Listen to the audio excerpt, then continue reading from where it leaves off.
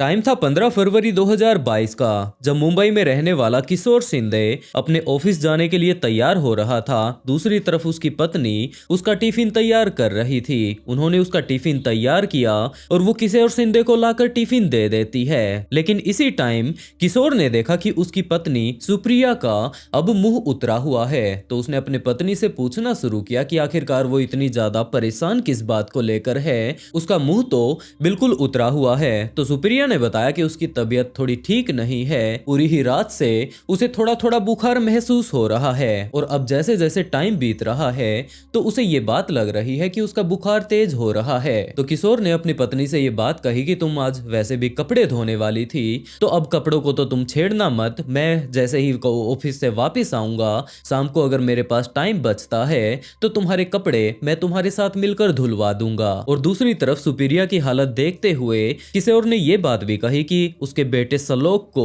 हर रोज उसकी पत्नी ही स्कूल से लेने के लिए जाया करती थी। तो उसने इस बात के लिए भी मना कर दिया कि अपने जो पड़ोस में स्वाति रहती है वो अपने बेटे को स्कूल से लेकर आएगी, तो उसे ही तुम बोल देना वो हमारे बेटे सलोक को भी अपने साथ ले आएगी। तो तुम्हें पूरा का पूरा दिन कुछ भी नहीं करना है, सिर्फ तुम आराम करना। और शाम तक फिर भी तुम्हारा बुखार अगर नहीं उतरता है तो जैसे ही मैं ऑफिस से शाम को वापस आऊंगा, जल्दी से जल्दी मैं वापस आने की कोशिश करूंगा, तो तुम्हें मैं डॉक्टर के पास ले जाऊंगा। ये सारी ही नॉर्मली बातें बोलकर वो अपने ऑफिस के लिए निकल जाता है। लेकिन उसके बाद शाम के करीबन 5:30 बजे का टाइम हो चुका था और इनकी पड़ोसन स्वाति का किशोर शिंदे के पास कॉल आता है। वो सुप्रिया के बारे में उनसे पूछने लगती है कि आपकी पत्नी कहाँ पर है, वो पूरा ही दिन से मुझे नजर नहीं आ रही है। तो अब किशोर शिंदे सबसे पहले तो इस बात को लेकर परेशान हो जाता है कि उसका बेटा पता नहीं अभी तक स्कूल से आया है या नहीं। तो उसी के बारे में वो पूछने लगते हैं कि मैंने अपनी पत्नी से ये बात कही थी कि वो आपको ये बात बोल दें कि आप अपने बेटे के साथ साथ हमारे बेटे श्लोक को भी स्कूल से ले आइएगा। तो क्या आप उसे स्कूल से ले आई हैं? तो स्वाति ने कहा कि हाँ, उसने मुझे इस बारे में कहा था, मैं उसे स्कूल से ले भी आई थी। लेकिन जैसे ही मैं स्कूल से इन दोनों ही बच्चों को साथ साथ लेकर आती हूँ तो यहाँ पर मैंने आपके घर पर आपके बेटे को छोड़ दिया था। मैं अपने घर पर आ गई थी क्योंकि ये लोग पड़ोस में ही रहा करते थे। लेकिन इस घटना के करीबन आधे घंटे बाद ही आपका बेटा श्लोक हमारे घर पर आ चुका था। उसका ये कहना था कि पता नहीं उसकी मम्मी कहां पर चली गई है, वो दरवाजा नहीं खोल रही है। कुछ एक देर तक तो वो अपने घर पर ही वेट करता है, लेकिन अंदर से जब किसी ने भी दरवाजा नहीं खोला तो उसे यही बात लग रही थी कि शायद वो कहीं मार्केट में चली गई होंगी और वो उनके पास कॉल कर देंगी। तो स्वाति उनके पास कॉल भी करने लगती है, लेकिन लगातार सुप्रिया का फोन बंद आ रहा था। तो आप श्लोक की तो ज्यादा चिंता मत कीजिए, मैंने अपने घर पर ही इसे रख लिया था, मैंने इसे खाना वगैरह खिला दिया था और इसके बेटे के साथ अब श्लोक बाहर खेलने के लिए गया हुआ है। लेकिन चिंता वाली बात यह है कि तब से ही 2-3 बार वो इसके घर पर जाकर चेक करके आ चुकी है, लेकिन सुप्रिया अभी तक वापस घर पर नहीं आई है। तो किशोर अपने ऑफिस का जल्दी से जल्दी काम निपटाने की कोशिश करता है और 8:30 बजे वो वापस अपने घर पर आ जाता है। लेकिन इस टाइम तक उसकी पत्नी अपने घर पर नहीं आई थी। तो किशोर के पास एक डुप्लीकेट चाबी भी थी, तो वो उस चाबी से अपने घर को खोल देता है। उसके बाद अपने बेटे को अपने साथ लेकर अंदर जाता है और अभी तक इनके आस पड़ोस में ये बात काफी ज्यादा फैल चुकी थी कि ये महिला इस तरीके से पता नहीं कहां पर चली गई है और सारे के सारे पड़ोसी इसी बात का अंदाजा लगा रहे थे कि हो सकता है वो अपने किसी जान पहचान वाले के पास चली गई होगी। लेकिन ऐसा भी कैसे हो सकता है, क्योंकि इसका बेटा स्कूल से आने वाला था तो वो महिला अपने बेटे से बहुत ज्यादा प्यार किया करती थी और जब भी ये अपने घर से कहीं बाहर जाया करती थी तो अपने घर पर ताला वगैरह लगा लेने के बाद चाबियां अपने पड़ोस वालों को देकर जाया करती थी। तो आज तो ऐसा कुछ भी नहीं हुआ, तो वो महिला गई तो गई कहां पर। इनके सारे ही पड़ोसी इस टाइम इनके घर पर आ चुके थे। वो लोग तरह तरह के अपनी बातें बता रहे थे कि आपको ऐसा करना चाहिए, वैसा करना चाहिए। उसकी अगर तबीयत खराब थी तो हो सकता है वो हॉस्पिटल चली गई होगी, वहां पर इसकी तबीयत और ज्यादा बिगड़ गई होगी, हो सकता है उसे वहीं पर एडमिट कर लिया गया होगा। और इसी तरीके के काफी सारे ख्याल वहां पर मौजूद लोगों के दिमाग में आ रहे थे। लेकिन दूसरी तरफ सवाल यह भी था कि अगर उसकी तबीयत बिगड़ चुकी थी तो उसका मोबाइल उसके पास ही होना चाहिए था। हॉस्पिटल से ही किशोर के पास अभी तक फोन आ जाना चाहिए था, लेकिन ऐसा नहीं हुआ। और इसी बीच एक और पड़ोसी ने यह बात कही कि हो सकता है आपकी पत्नी को किसी ने किडनैप कर लिया हो या फिर इसी किसी तरीके से वो अपने घर से अचानक से कैसे गायब हो सकती हैं। आपको जल्द से जल्द पुलिस स्टेशन चले जाना चाहिए। पुलिस वाले इस मामले को अपने हाथ में ले लेंगे तो उसके बाद उसे ढूंढना काफी ज्यादा आसान हो जाएगा। तो किशोर 9 बजे ही पुलिस वालों के पास चला जाता है। दूसरी तरफ इनके जो आस पड़ोस के लोग थे वो अभी भी इनके घर पर ही मौजूद थे, क्योंकि उनका बेटा यहाँ पर अकेला था। तो यहाँ पर मौजूद काफी सारी महिलाएं अभी भी इसी घर में मौजूद थी। तो उनकी वो जान पहचान वाली महिलाएं जो कि अक्सर इनके घर पर आती रहा करती थी, वो बैठी बैठी अभी बातें ही कर रही थी। उस लड़के के लिए उन्होंने कुछ एक चीजें बनाकर उसे दे दी थी कि शायद इसे भूख लग चुकी होगी। और इसी बीच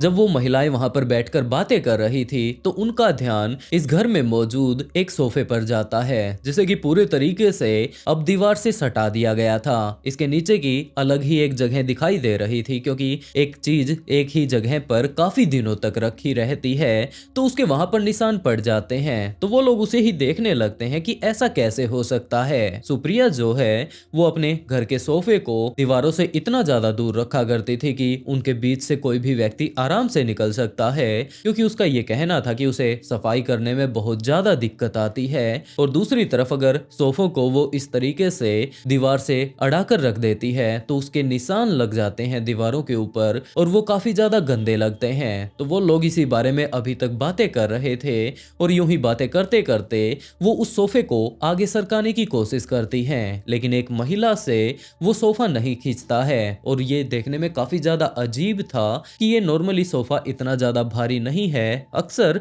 इसके सामने ही वो जब पोछा लगाया करती थी तो इधर उधर इसे किया करती थी, लेकिन आज ये बहुत ज्यादा भारी लग रहा है। तो इस घर के बाहर इस टाइम काफी सारे लोग इकट्ठा हो चुके थे। उनमें से एक महिला ने अपने पति को अंदर बुलाया और उसके बाद इस टाइम क्योंकि उसके दिमाग में थोड़ा थोड़ा शक भी होने लगा था कि यहाँ पर असल में मामला चल क्या रहा है। एक जो सोफा है अभी तो ये लोग नॉर्मली ही इसे आगे की तरफ धका रहे थे, लेकिन ये काफी ज्यादा भारी है। तो वो आदमी आकर उसकी मदद करने लगता है, लेकिन जब उस आदमी से भी ये सोफा नहीं हिलता है तो उसने एक और आदमी को बुलाया और वो दोनों ही इसके अलग अलग दोनों ही कोनों पर खड़े होकर इस सोफे को ऊपर उठा लेते हैं। लेकिन जैसे ही उन्होंने ये सोफा ऊपर की तरफ उठाया तो इसके 2 पीस हो गए। नीचे वाला जो हिस्सा था वो नीचे ही रह जाता है, क्योंकि इस टाइम सोफे के अंदर हद से ज्यादा वजन था। उनके हाथ में सिर्फ और सिर्फ ऊपर के ये गद्दे गद्दे रह जाते हैं। और जब उन्होंने उन्हें साइड में किया तो उन्हें पता चलता है कि जो उनकी पड़ोसन यहाँ पर सुप्रिया गायब हो चुकी है वो कहीं और नहीं जबकि इसी सोफे में थी। इस टाइम दूसरी तरफ तो किशोर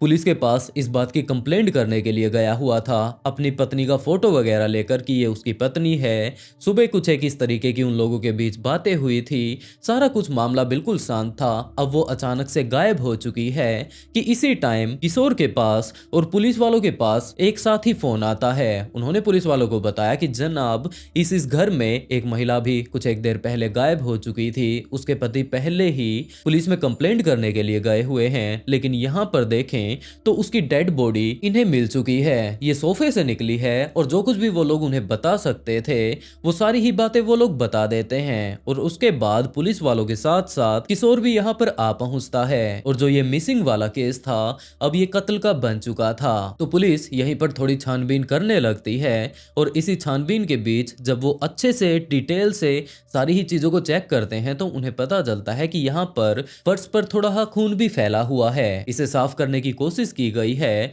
लेकिन ये अच्छे से साफ नहीं हो पाया। सुप्रिया की बॉडी को इस टाइम पुलिस के द्वारा अपने कब्जे में ले लिया गया था और उसे पोस्टमार्टम के लिए भेज दिया जाता है। दूसरी तरफ किशोर से भी अब पुलिस वाले पूछताछ करने लगते हैं, क्योंकि अब पुलिस को शक किशोर के ऊपर भी था। लेकिन किशोर ने इस बात से बिल्कुल साफ इनकार कर दिया कि जनाब मैं जब आखिरी बार अपने ऑफिस में गया था उस टाइम वो बिल्कुल ठीक थी और पीछे से मुझे नहीं पता कि यहाँ पर क्या कुछ हुआ। और उनकी उस पड़ोसन ने जो कि उनके बेटे को स्कूल से लेकर आई थी स्वाति, उसने भी इस बात के लिए हाँ भर ली कि हाँ जनाब इनके ऑफिस जा लेने के बाद उसकी उससे मुलाकात हुई थी, वो बिल्कुल ठीक ठाक थी, वो थोड़ी बीमार जरूर थी और उन्हीं ने कहा था कि वो इनके बेटे को स्कूल से ले आए। तो कत्ल के पीछे ये तो नहीं हो सकते। दूसरी तरफ अब कंफर्म हो जाने के लिए किशोर के ऑफिस में भी जाकर संपर्क किया जाता है और ये बात कंफर्म अब हो चुकी थी कि सुप्रिया की मौत के पीछे किशोर का तो हाथ नहीं हो सकता। और इसी टाइम जब वो लोग वहां पर आकर उनके पड़ोस वालों से पूछताछ करते हैं, इस गली के मेन गेट पर लगे हुए सीसीटीवी कैमरे को चेक करते हैं तो उन्हें कोई भी ऐसा अनजान व्यक्ति नजर उस सीसीटीवी वीडियो में नहीं आता जिससे कि ये बात कही जा सके कि ये अनजान व्यक्ति यहाँ पर आया था और इसी ने जरूर इसका कत्ल किया होगा। लेकिन वहां पर मौजूद सारे ही हालातों को देखते हुए ये बात साफ साफ देखी जा सकती थी कि जो कोई भी इनके घर पर आया था उसे सुप्रिया काफी अच्छे से जानती थी, क्योंकि फोर्स एंट्री के कोई भी निशान यहाँ पर मौजूद नहीं है और जिस तरीके से कि इसे मारकर आखिरी टाइम में ठिकाने लगाया गया है, जरूर वो बंदा इनके घर से काफी अच्छे से जान पहचान रखता था। और इसी टाइम इनके पड़ोस में रहने वाले एक व्यक्ति का ये कहना था कि जनाब, जब वो दोपहर को इसी गली में अपने किसी काम के लिए घूम रहा था तो उसी टाइम उसने देखा कि किशोर शिंदे के घर के बाहर, जहां पर कि ये लोग चप्पल निकालकर घर के अंदर घुसते हैं, वहां पर किसी ने अपनी चप्पल उतार रखी थी। वैसे नॉर्मली अगर देखा जाए तो ये पूरा का पूरा परिवार अपनी चप्पलों को उठाकर वहीं पर साइड में रखे हुए रैंक पर रखता है, लेकिन वो चप्पलें इस टाइम रैंक में नहीं रखी हुई थी और दोपहर के करीबन 1:30 से 2 बजे का टाइम हो चुका था। मैंने बिल्कुल भी ध्यान नहीं दिया, मुझे क्या मतलब कि यहाँ पर इन्होंने अपनी चप्पलें रैंक में रखी है या नहीं, और मैं सीधा ही निकल जाता हूँ। ये बात उसने पर्सनली आकर पुलिस वालों को बताई थी और जब पुलिस वाले अब इस केस के ऊपर छानबीन कर ही रहे थे तो उन्होंने एक एक करके सारे के सारे लोगों को वहां पर पूछताछ के लिए बुलाना शुरू कर दिया। वहां पर मोहल्ले में मौजूद किसी भी व्यक्ति को इस बात पर शक नहीं होने दिया कि पुलिस को असली हत्यारे के बारे में कुछ एक सबूत मिल चुके हैं और उस व्यक्ति को भी वहीं पर रखा जाता है। और एक एक व्यक्ति जब भी पुलिस वालों से मिलने के लिए आता है तो सारे के सारे लोगों की उसे चप्पलें दिखाई जाती है कि क्या ये वाली चप्पल थी या फिर ये वाली थी। और सारे के सारे लोग जब वहां पर आ चुके थे तो इसी बीच एक विशाल नाम का व्यक्ति भी वहां पर आता है और ये वाली चप्पल बिल्कुल इसी की जैसी थी जैसे कि अब विशाल ने चप्पलें पहन रखी थी। ऐसी ही चप्पल उस आदमी ने किशोर शिंदे के घर के बाहर निकली हुई देखी थी। तो अब पुलिस ऑफिसर्स विशाल को अपने गिरफ्त में ले लेते हैं, उससे थोड़ा सख्ताई से पूछताछ करनी शुरू करते हैं और एक दो और इन्वेस्टिगेशन जब पुलिस वालों के द्वारा की जाती है तो ये बात कंफर्म हो जाती है कि जरूर इस कत्ल के पीछे यही बंदा रहा होगा। और जब विशाल मना कर देता है कि जनाब मैंने तो ऐसा कुछ किया ही नहीं, आप लोग क्यों बेवजह मेरे ऊपर शक कर रहे हैं, मैंने ऐसा कुछ भी नहीं किया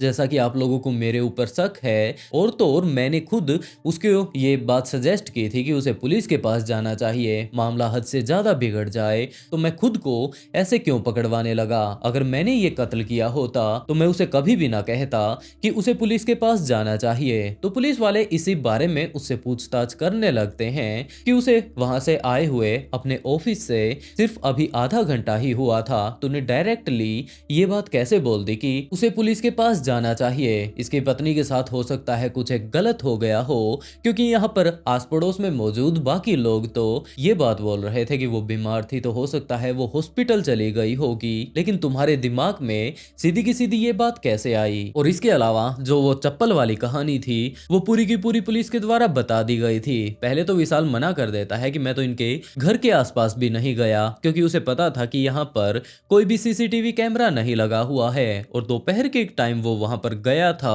उस टाइम किसी ने भी उसे नहीं देखा था। तो ये सारा का सारा मामला सुन लेने के बाद विशाल टूट जाता है और उसके बाद विशाल के बारे में काफी सारी चीजें पुलिस वालों को पता चलती हैं। पुलिस को पता चलता है कि जो ये विशाल नाम का व्यक्ति है ये पिछले काफी दिनों से यहाँ पर रहता है, ये नवी मुंबई में इस टाइम जॉब लगा हुआ है, लेकिन इसके अगर कैरेक्टर के बारे में बात की जाए तो वो काफी ज्यादा ढीला है। ये इस बारे में बिल्कुल भी नहीं सोचता है कि किसी लड़की से अगर ये मिलता है तो वो किस तरीके से इससे बातें कर रही है, फ्रेंडशिप कर रही है, वो इसकी कोलीग है, जबकि वो उसके ऊपर डोरे डालने शुरू कर दिया करता था। अलग अलग तरीके से वो उसके साथ फ्रैंक बिहेवियर बनाने की कोशिश करता और उसके बाद कुछ इस तरीके की बातें उससे करने लग जाता जिससे कि वो लड़की कंफर्टेबल महसूस ना करती। कुछ एक दिनों पहले ही इसकी गर्लफ्रेंड भी इसकी ऐसी ही हरकतों के चलते इसे छोड़कर चली जाती है, क्योंकि इसका ध्यान सिर्फ एक लड़की के ऊपर नहीं जबकि काफी सारी लड़कियों के साथ इसके रिलेशनशिप बनते जा रहे थे।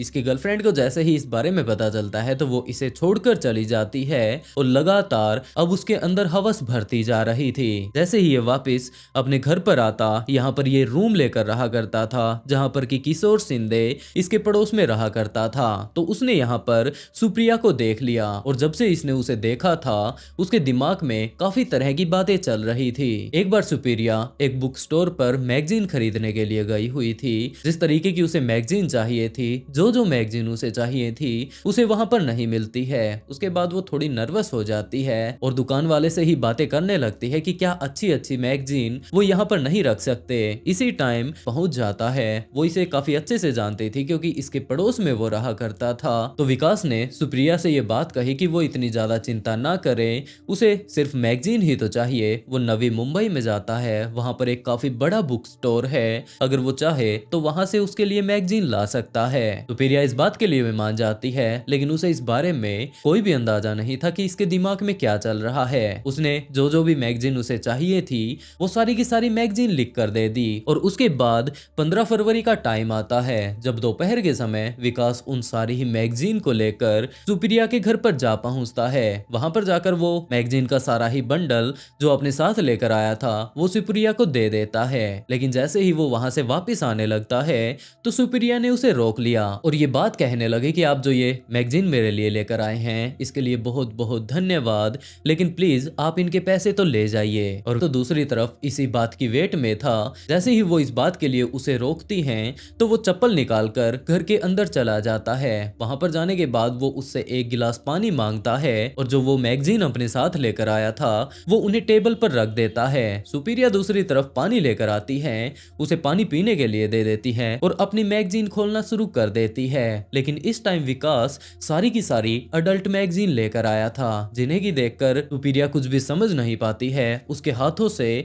वो मैगजीन छूट जाती है और दूसरी तरफ गुस्से से वो विकास की तरफ देखने लगती है कि आखिरकार ये सब क्या है। तो उसने कहा कि आपने तो यही सारी मैगजीन मंगवाई थी, लेकिन दूसरी तरफ सुप्रिया ने वही कागज विकास के हाथ में थमा दिया कि ये तुम अपनी पर्ची दोबारा से चेक करो, इसने तो कुछ और मंगवाया था। और वो बहुत ज्यादा इस टाइम गुस्से में आ चुकी थी। लगातार वो उसके ऊपर चिल्लाती जा रही थी कि आखिरकार उसने इसे समझ क्या रखा है। इन्हीं सारी चीजों के जब वो चिल्ला चिल्ला कर उसके सामने बोल रही थी तो वो भी थोड़ा घबरा जाता है और जिस गिलास में, कंच के गिलास में वो पानी पी रहा था वो उसके हाथ से छूट जाता है। वो नीचे गिर जाता है और नीचे गिरकर टूट जाता है। लेकिन विकास के दिमाग में तो सिर्फ एक ही बात चल रही थी। जैसे तैसे कर वो उसे अपने कब्जे में लेने की कोशिश करता है और जब सुप्रिया उसे धक्का कर पीछे बढ़ने की कोशिश करती है तो नीचे जो कांच का टूटा हुआ गिलास था वो उसके पैर में चल जाता है। लेकिन सुप्रिया अब चिल्लाना शुरू करती उससे पहले ही विकास अपनी जेब से एक रस्सी निकालता है और सुप्रिया के गले को दबाना शुरू कर देता है। और कुछ एक देर की झटपटाहट के बाद सुप्रिया अपनी जान गंवा देती है। और उसके बाद विकास उसके कभी तो होठों पर हाथ लगा रहा था, कभी गालों पर हाथ लगा रहा था, लेकिन अचानक से मानो वो नींद से उठ गया हो। और जब उसने देखा कि इस टाइम सुप्रिया अपनी जान गंवा चुकी है और उसके हाथों ये क्या कांड हो गया है तो वो खुद भी घबरा जाता है। उसे कुछ भी समझ नहीं आता कि हवस हवस में उसने ये क्या कांड रच दिया। तो अब वो आगे तो कुछ कर नहीं सकता था। तो सबसे पहले तो उसने सुप्रिया को उठाकर जो उसके साइड में वहीं पर सोफा रखा हुआ था उस सोफे को पीछे से खोलकर उसका कपड़ा वगैरह फाड़कर उसके अंदर ठूस दिया। इस टाइम वो उसमें आ नहीं रही थी तो जबरदस्ती उसके पैरों को मोड़कर उसकी गर्दन को अंदर ठूसकर वो पीछे से धक्का देता है। और उसके बाद नीचे जो यहाँ पर खून वगैरह बिखरा हुआ था उसे भी वो साफ करने लगता है और वो वाला कपड़ा भी वहीं पर वो ठोक देता है। अब वो डेड बॉडी बार बार उससे बाहर आ रही थी, पीछे से वो साफ साफ दिखाई दे रही थी। तो उसने वो सोफा दीवार की तरफ धक्का दिया और उसके बाद वो जल्द से जल्द यहाँ से भागने की कोशिश करता है। वो भाग तो जाता है लेकिन अभी भी उसके दिमाग में ये बात चल रही थी कि किसी ने उसे देख ना लिया हो। और शाम तक ये बात कंफर्म हो चुकी थी कि जब इनके सारे ही पड़ोसी यहाँ पर इकट्ठा हो चुके थे कि इसको किसी ने भी नहीं देखा है। और उसके बाद उसे लग रहा था कि शायद अब वो कभी भी नहीं पकड़ा जाएगा, लेकिन उसकी चप्पलों के कारण आखिरकार उसे पकड़ लिया जाता है। बाद में इस केस को कोर्ट में पहुंचाया जाता है और वहां पर उसके ऐसे कारनामों को देखते हुए उसे उम्र कैद की सजा सुनाई जाती है। वैसे दोस्तों आज के लिए बस इतना ही। आप लोग इस केस के बारे में क्या सोचते हैं और क्या आप लोगों ने इस कहानी के बारे में पहले कभी सुना था? तो वीडियो को लाइक कर ऑफबीट पॉडकास्ट को सब्सक्राइब जरूर कर लें, क्योंकि इसी तरीके की काफी सारी क्राइम स्टोरी मैं यहाँ पर लेकर आता रहता हूँ। और इसी के साथ दोस्तों आज का शाउट आउट रेखा को